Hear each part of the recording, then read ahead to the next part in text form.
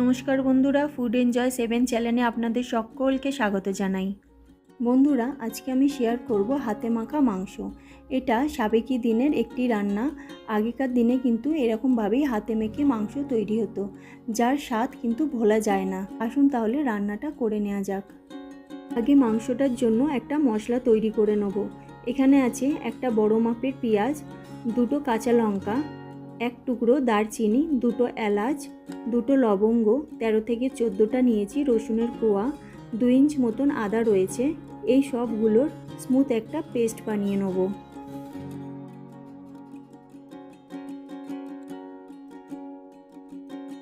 এখানে 1 KG chicken আছে। চিকেনটা ভালো করে ধুয়ে নিয়েছি। এবার ওর মধ্যে দিয়ে দেব দুটো মাঝারি মাপের পেঁয়াজ আর 3টে চেরা কাঁচা লঙ্কা, আর যেই পেস্টটা বানিয়ে রেখেছিলাম সেটা দিয়ে দিলাম। এখানে আছে হাফ কাপ টক দই, সেটা দিয়ে দিলাম। স্বাদ মতন দিলাম নুন,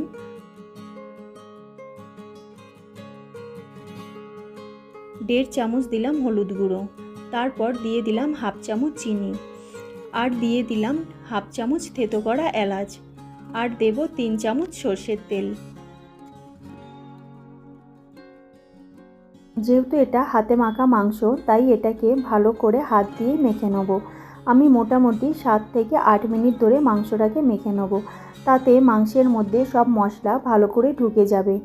যত বেশিক্ষণ ধরে মাংসটা মাখবেন, ততই কিন্তু মাংসের স্বাদ বাড়বে। মাংসটা 7 থেকে 8 মিনিট ধরে মেখে নিয়েছি। এবার অল্প একটু জল দিয়ে হাতটা মাংসের মধ্যেই ধুয়ে নেব, কারণ হাত ধোয়া জলটাও কিন্তু রান্নার মধ্যে ব্যবহার করব। কড়ার মধ্যে 4 চামচ সরষের তেল নিয়ে নিয়েছি। তেলটা গরম হয়ে গেছে। এবার ওর মধ্যে দিয়ে দিলাম বড় করে টুকরো করা আলু, আর সাথে আছে নুন আর হলুদ। আলুগুলো লাল লাল করে ভেজে তুলে নেব। এবার একই তেলের মধ্যে হাতে মাখা মাংসটা দিয়ে দিলাম, আর যে গামলায় মাংসটা রেখেছিলাম হাফ কাপ জল দিয়ে সেটাকেও ধুয়ে দিয়ে দিলাম, আর দিয়ে দিলাম 4-5টা তেজপাতা। দিয়ে মাংসটাকে ভালো করে নেড়ে চেড়ে নেব। তারপর গ্যাসের ফ্লেমটা জোরে করে ঢাকনা দিয়ে মাংসটাকে রান্না করে নেব যতক্ষণ না মাংস থেকে জল বেরোচ্ছে। দেখুন, মাংসটা থেকে জল বেরিয়ে গেছে। এবার গ্যাসের ফ্লেমটা একদম আস্তে করে ঢাকনা দিয়ে 20 মিনিট মাংসটাকে রান্না করে নেব, আর মাঝে 1-2বার নেড়ে চেড়ে নেব। 10 মিনিট বাদে ঢাকনাটাকে খুলে মাংসটাকে একটু নেড়ে চেড়ে নিয়ে ভেজে রাখা আলুগুলো ওর মধ্যে দিয়ে দেবো। তারপর মাংসের সাথে আলুগুলোকে ভালো করে মিশিয়ে নিয়ে আবারও ঢাকনা দিয়ে বাকি 10 মিনিট আলু আর মাংসটাকে সেদ্ধ করে নেব।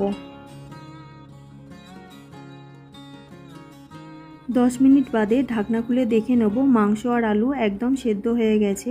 এবার ওর মধ্যে দিয়ে দেবো হাফ চামচ এলাচ গুঁড়ো, দিয়ে ভালো করে মিশিয়ে নিলেই তৈরি হয়ে যাবে হাতে মাখা মাংস।